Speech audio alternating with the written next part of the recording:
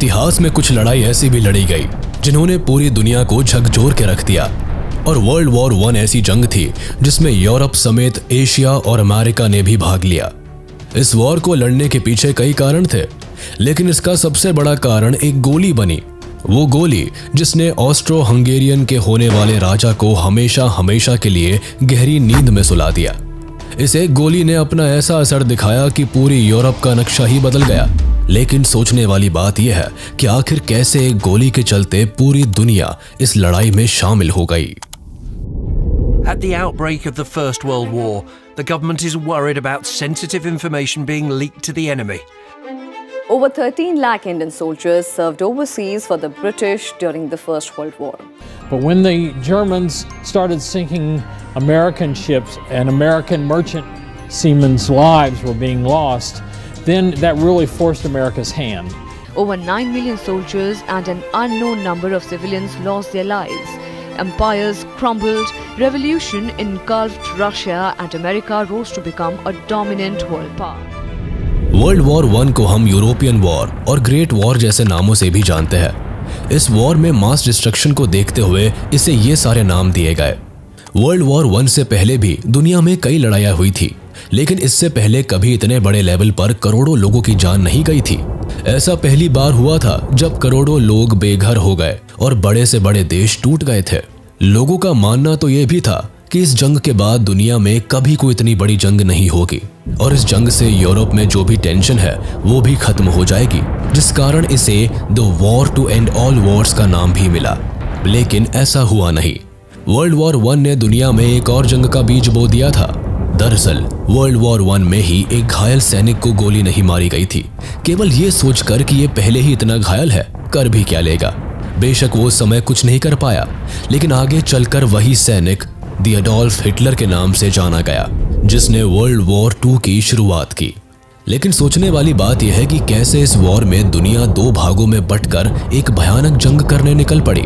आखिर कैसे इस लड़ाई के चलते अमेरिका एक सुपर पावर बन गया और आखिर कैसे बड़े से बड़े एम्पायर इस जंग के अंत में बिखरने को मजबूर हो गए। सबसे पहले 1914 के मैप पर नजर डालते हैं, जहां एक तरफ आपको ऑस्ट्रिया हंगरी एम्पायर देखने को मिलेगा, जो एक समय पर इतना बड़ा था कि इसमें आज का Slovenia, Croatia, Bosnia and Herzegovina, Serbia, Romania, Ukraine, Slovakia, the चेक रिपब्लिक जैसे देश आते थे। यहाँ तक कि पोलैंड का कुछ हिस्सा और साथ ही साथ इटली का भी एक प्रोविंस 1918 से पहले इसी एम्पायर का पार्ट था। 1914 में ऑस्ट्रिया हंगरी एम्पायर का राजा, जिसका नाम एम्परर फ्रांस जोसेफ I था, उसने अपनी बढ़ती उम्र के कारण अपने भाई के बड़े बेटे आर्चड्यूक फ्रांस फर्डिनेंड को ऑस्ट्रिया हंगरी का होने वाला राजा घोषित कर दिया, जिसके बाद आर्चड्यूक ने अपने पूरे राज्य का कार्यभार संभालना शुरू कर दिया, जिसके लिए वो अपने देश में जगह जगह जाकर वहां का जायजा लेने लगा। इसी दौरान एक बार प्रिंस फ्रांस फर्डिनेंड और उनकी वाइफ सोफी को ऑस्ट्रिया हंगरी एम्पायर के साउथ में बसे बॉस्निया एंड हर्जेगोविना जाना पड़ा। बॉस्निया ऑस्ट्रिया हंगरी एम्पायर का पार्ट नहीं था, लेकिन बर्लिन की संधि के कारण ऑस्ट्रिया हंगरी एम्पायर को बॉस्निया के राजकाज को संभालने का हक मिला था। ऑस्ट्रिया हंगरी ने इस हक का फायदा उठाया और पूरे बॉस्निया एंड हर्जेगोविना को अक्टूबर 1908 में एनेक्स कर लिया। इस जबरदस्ती के राज से बॉस्निया के लोगों में काफी गुस्सा था। साथ ही ऑस्ट्रिया हंगरी एम्पायर के उत्तर में बसे सर्बिया कंट्री को भी बॉस्निया के एनेक्सेशन से एतराज था, क्योंकि बॉस्निया और सर्बिया दोनों ही राज्यों में स्लेविक लोग रहते थे। इसलिए बॉस्निया पर ऑस्ट्रिया हंगरी के कब्जे से सर्बिया खुश नहीं था। एनेक्सेशन के बाद से ही बॉस्निया में तरह तरह के रेवोल्यूशनरी ग्रुप्स बनने लगे थे। इन ग्रुप्स में से ही एक ग्रुप यंग बॉस्निया भी था। इस ग्रुप को ब्लैक हैंड के नाम से भी जाना जाता था, जो अपनी आजादी की डिमांड करते थे। अब जैसे ही इस ग्रुप को अंदाजा हुआ कि प्रिंस फ्रांस फर्डिनेंड बॉस्निया के दौरे पर आने वाले हैं, उन्होंने प्रिंस को जान से मारने का प्लान बना लिया। प्रिंस जब बॉस्निया गए तो रास्ते में उसी ब्लैक हैंड ग्रुप के 19 साल के मेंबर गैवरिलो प्रिंसिप ने प्रिंस फ्रांस फर्डिनेंड और उनकी वाइफ सोफी पर गोली चला दी। जून 28, 1914 को 11:15 पर बॉस्निया में ऑस्ट्रिया हंगरी के होने वाले राजा और उनकी वाइफ को सबके सामने मार दिया गया, वो भी एक 19 साल के लड़के के द्वारा, जिसका साथ सर्बिया ने दिया था। इसके बाद ऑस्ट्रिया हंगरी के chief of general staff Franz Graf Conrad von Hotzendorf और foreign minister Leopold Graf von Berchtold ने राजा को सजेस्ट किया कि इतना बड़ा हादसा होने के बाद हम आसानी से युद्ध में उतरकर खुलेआम सर्बिया पर कब्जा कर सकते हैं। हंगरी के राजा ने भी अपनी आर्मी चीफ की बात को एक्सेप्ट किया और सर्बिया को एक अनएक्सेप्टेबल अल्टीमेटम भेज दिया। इस अनएक्सेप्टेबल अल्टीमेटम में कई ऐसी शर्तें रखी गई थी जो एक स्वतंत्र देश के लिए मानना नामुमकिन था। इसमें पहली शर्त थी कि सर्बियन गवर्नमेंट दक्षिणी स्लेविक लोगों को यूनाइट करने के पॉलिटिकल कैंपेन से दूरी बना ले ताकि बॉस्निया ऑस्ट्रिया हंगरी का अधीन देश बनकर रह सके।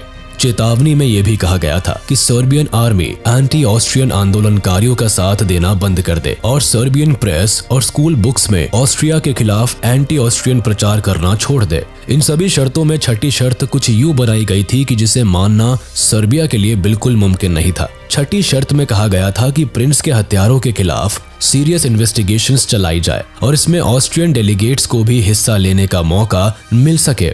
साथ ही वोजिस्लाव टैनकोसिच और मिलान सिगानोविच जैसे सिविल सर्वेंट्स को अरेस्ट किया जाए जो हत्या की साजिश से जुड़े हुए थे। सर्बिया के सामने सबसे बड़ी चुनौती थी कि वो इस अल्टीमेटम का जवाब केवल 48 घंटों में दे। युद्ध की कोई चेतावनी नहीं दी गई थी, लेकिन ये साफ हो चुका था कि इस चेतावनी को ठुकराने का नतीजा डायरेक्ट वॉर हो सकती है, और हुआ भी कुछ ऐसा ही। 25 जुलाई को सर्बिया ने अपना रिप्लाई भेजा और सर्बिया की डिमांड्स ना मानने पर जुलाई 28, 1914 को ऑस्ट्रो हंगरी ने सर्बिया पर वॉर घोषित कर दिया। जब वॉर केवल दो देशों के बीच छिड़ा तो इसमें बाकी यूरोपियन और तो और एशियन कंट्रीज ने क्यों छलांग लगा दी। 1914 का समय वो दौर था जब सारे यूरोपियन कंट्रीज अपनी टेरिटरी को मजबूत कर रहे थे। सभी अपनी मिलिट्री को स्ट्रॉन्ग बनाने में लगे थे। देशों ने युद्ध के लिए पहले से ही तैयारी कर रखी थी, जिसके कारण सभी देशों ने एक दूसरे के साथ अलायंस बनाना शुरू कर दिया था। 1914 तक सभी देशों ने आपस में अलायंस की हुई थी, जिसमें दो अलायंस सबसे अहम थी। पहली ट्रिपल अलायंस जो कि जर्मनी, ऑस्ट्रो हंगरी और इटली के बीच हुई थी। इसके अकॉर्डिंग अगर इन तीनों देशों में से किसी के ऊपर भी कोई और देश हमला करता है तो ये आपस में मिलकर उसके खिलाफ लड़ेंगे। दूसरी संधि थी ट्रिपल एंटेंटे। इस अलायंस में रशिया, यूके और फ्रांस शामिल थे।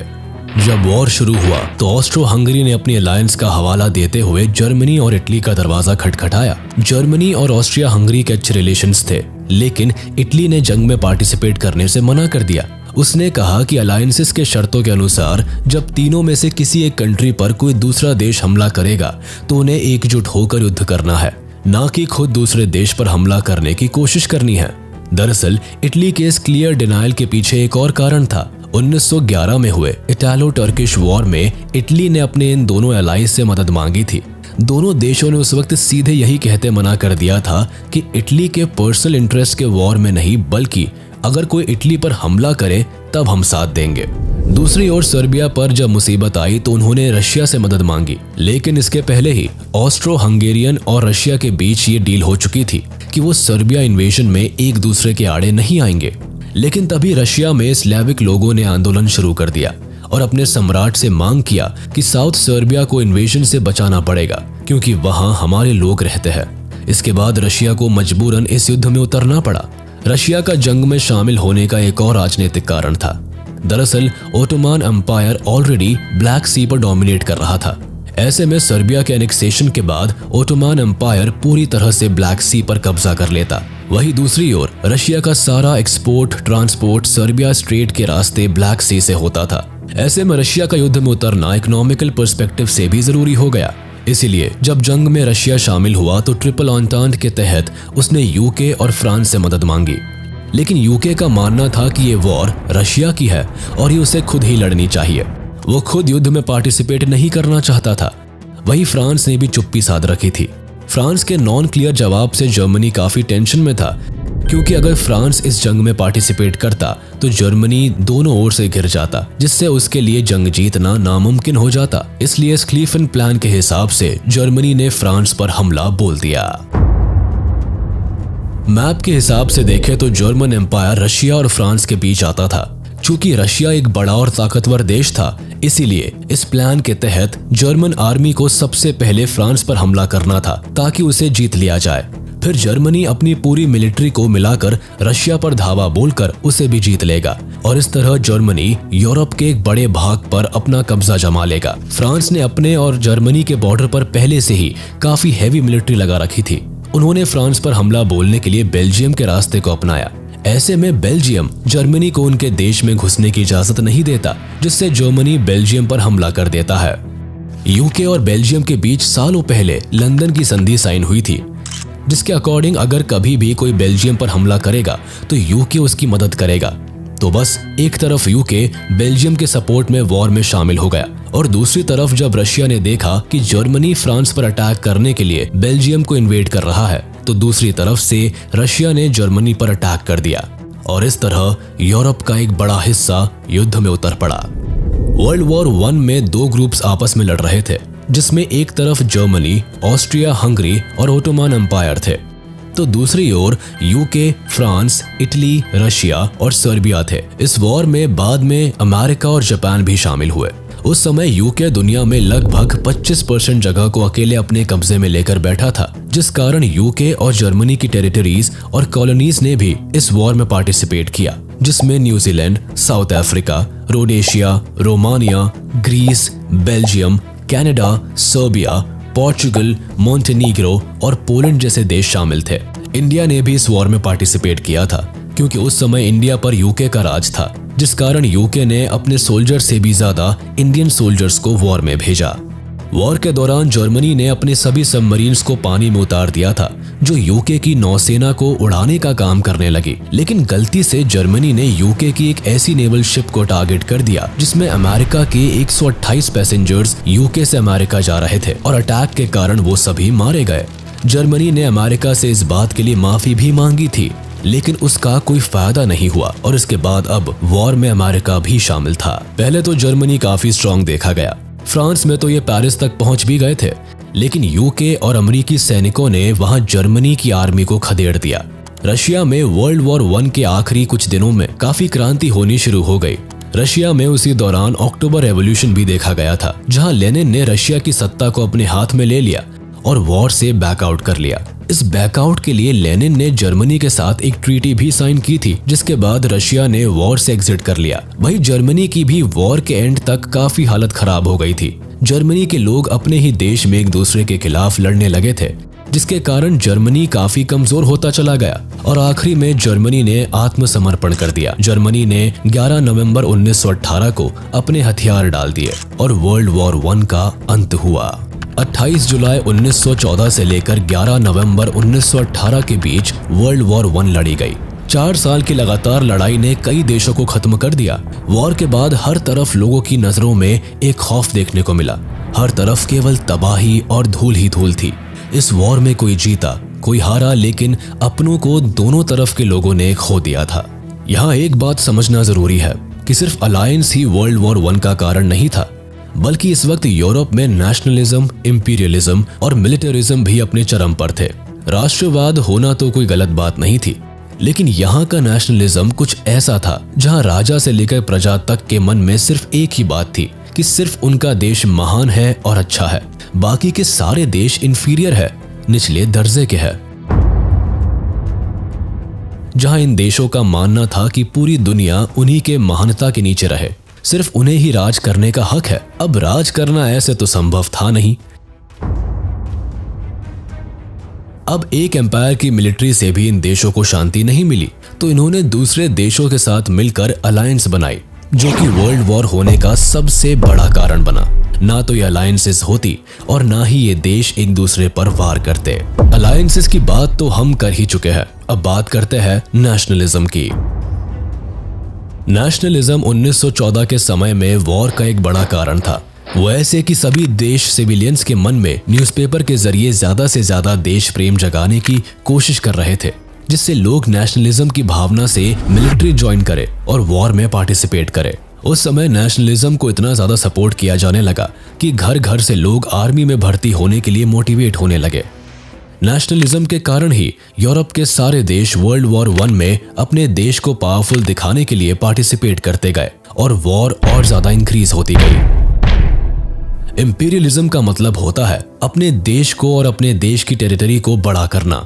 जिसके लिए 1914 के समय में पूरे यूरोप में अपने अपने देश को पावरफुल दिखाने के लिए सभी देश जगह जगह एनेक्सेशन करने लगे थे, जिससे जो हिस्सा कमजोर दिखता वो उसे अपने देश में शामिल करने के लिए उस पर कब्जा कर लेता।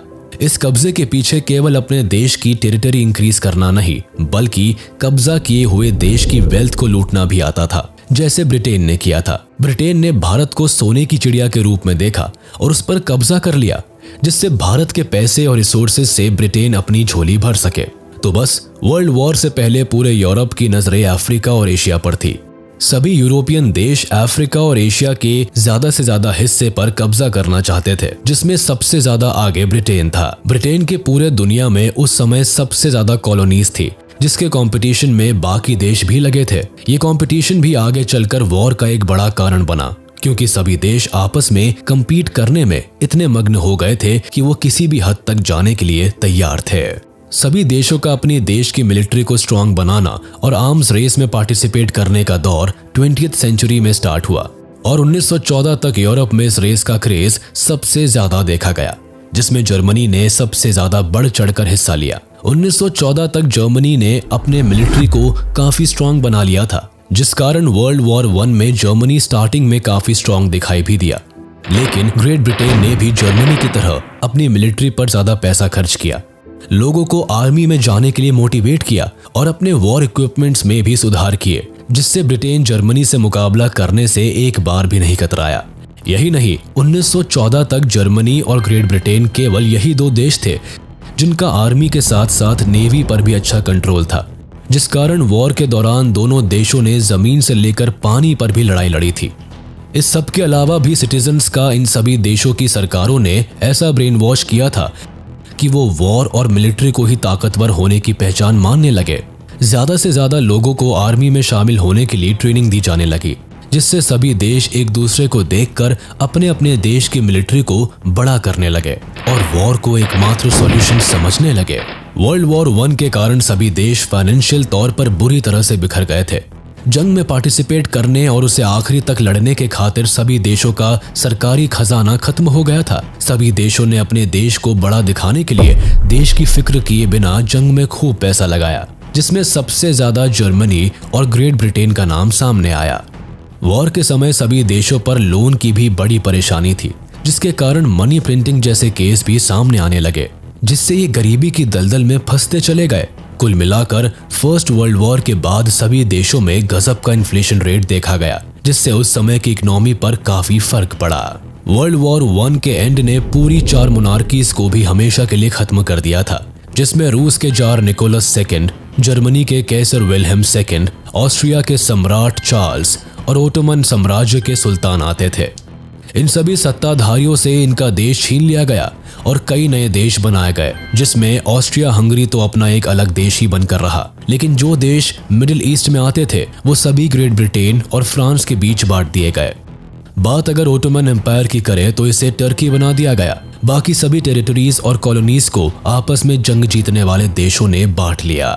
वर्ल्ड वॉर 1 खत्म होने के बाद सोसाइटी पूरी तरह से चेंज हो गई। चाइल्ड बर्थ रेट कम होने लगी, जिसका मेन कारण था युद्ध में नौजवानों का शहीद हो जाना। इसके अलावा लोगों ने अपनी जमीनें खो दी और वो किसी और देश जाकर बसने के लिए मजबूर हो गए। लेकिन इस समय सबसे ज्यादा बड़ा चेंज औरतों के रोल में देखा गया। जैसे वॉर के दौरान औरतों का काफी मेजर रोल रहा, क्योंकि वॉर में सभी पुरुष और यंग लोग जाने लगे थे, तो ऑफिस वर्क और बाकी कामकाज करने के लिए लोगों की कमी होने लगी, जिसके कारण स्त्रियों ने वॉर के दौरान मर्दों की जगह लेकर फैक्ट्रीज और ऑफिसेज में काम करना शुरू कर दिया। यही नहीं, कई देशों ने तो वॉर के बाद औरतों को ज्यादा राइट्स देने शुरू कर दिए, जिससे अनेक जीवन स्तर में काफी बदलाव देखने को मिला। उस समय सबसे ज्यादा चर्चा वोटिंग राइट्स की हुई थी, जो स्त्रियों को जंग खत्म होने के बाद पहली बार दिया गया था। इसके अलावा सोसाइटी के एलीट और अपर क्लास लोगों ने अपना दर्जा खो दिया था। वॉर के बाद middle, young and lower class man and women ने अपने देश को बनाने में सबसे ज्यादा काम किया था। वर्ल्ड वॉर 1 दुनिया का पहला ऐसा युद्ध था जिसमें करीब 20 मिलियन लोग मारे गए और 21 मिलियन लोग घायल हुए थे। मारे गए लोगों में लगभग 9.7 मिलियन सेना के लोग और 10 मिलियन आम नागरिक शामिल थे। वर्ल्ड वॉर 1 के बाद बेरोजगारी और फेमाइन जैसे स्थितियों ने लोगों का जीना मुश्किल कर दिया था। वर्ल्ड वॉर 1 ने न केवल यूरोप में बल्कि पूरी दुनिया में अपनी एक अलग छाप छोड़ी। इस वॉर के एंड में कई ट्रीटीज भी साइन हुई, जिसमें पेरिस संधि, treaty of Saint Germain, treaty of Trianon, treaty of Neuilly, treaty of Sevres और ट्रीटी ऑफ वर्साय थी। हालांकि ये ट्रीटीज इतनी ज्यादा ह्यूमिलेटिंग और एक तरफा थी जिसने वर्ल्ड वॉर 2 के बीज भी बो दिए। 1914 में इंडिया उन दिनों ब्रिटिश कॉलोनी थी। हमारे ऊपर ब्रिटेन का शासन था, लेकिन अंग्रेजों के अत्याचारों के खिलाफ अब यहाँ भी रेवोल्यूशन होने लगे थे। 1915 में महात्मा गांधी के भारत वापसी के बाद स्वतंत्रता के आंदोलन और ज्यादा बढ़ गए थे। इन्हीं दिनों ब्रिटिश के युद्ध में उतरने के फैसले से भारत पर भी असर पड़ा। उन्होंने लगभग 15 लाख भारतीय सैनिकों को युद्ध में उतार दिया। हमारे सैनिकों ने इस युद्ध में एलाइड पावर के तरफ से युद्ध किया। जहां अंग्रेजी सेना यूरोप के थोड़े आसान युद्ध के मैदानों में और बेसिस में लड़ रही थी, वहीं हमारे सैनिकों को ज्यादातर अफ्रीका और मिडिल ईस्ट कंट्रीज में भेजा गया। भारतीय आंदोलनकारियों को लग रहा था कि शायद वर्ल्ड वॉर 1 में कोऑपरेट करने से अंग्रेज हमें इंडिपेंडेंट कंट्री बनाने देंगे, लेकिन ऐसा कुछ नहीं हुआ। वर्ल्ड वॉर के अंत में हमारे लगभग 1,20,000 सैनिक या तो घायल थे, शहीद हो चुके थे या अब वो मिसिंग थे। बस 30,000 के आसपास ही सुरक्षित सैनिक भारत लौटे। उल्टे हमारे यहाँ रॉलेट एक्ट और जलियांवाला बाग हत्याकांड जैसे काम हुए, जिससे फ्रीडम रेवोल्यूशंस और तेज हुए। वर्ल्ड वॉर 1 में लगभग 70,000 सैनिक शहीद हुए और कभी भारत नहीं लौट पाए। शहीदों के सम्मान में ही अंग्रेजी सरकार ने तब दिल्ली में ऑल इंडिया वॉर मेमोरियल बनवाया, जिसे आज हम इंडिया गेट के नाम से जानते हैं। हमें उम्मीद है कि आपको हमारा ये वीडियो पसंद आया होगा। आगे हम और भी ऐसे ही इंफॉर्मेटिव वीडियोस आपके लिए लाते रहेंगे। तब तक के लिए हमारा वीडियो लाइक कर दे और ऐसे ही इंटरेस्टिंग वीडियोस के लिए इसे सब्सक्राइब कर ले।